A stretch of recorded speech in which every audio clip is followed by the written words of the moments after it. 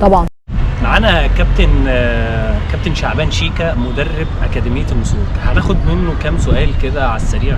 كابتن شعبان، انت طموحاتك ايه مع الاكاديميه كبدايه؟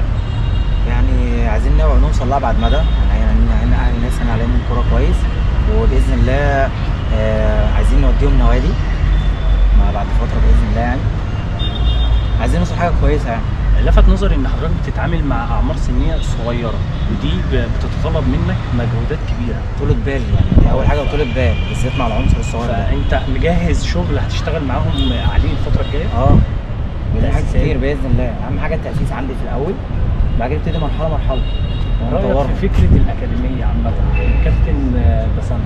شايف إن الفكرة هتيجي بعد كده وممكن توصل معانا نشوف الشباب مفيدة للكرة المصرية؟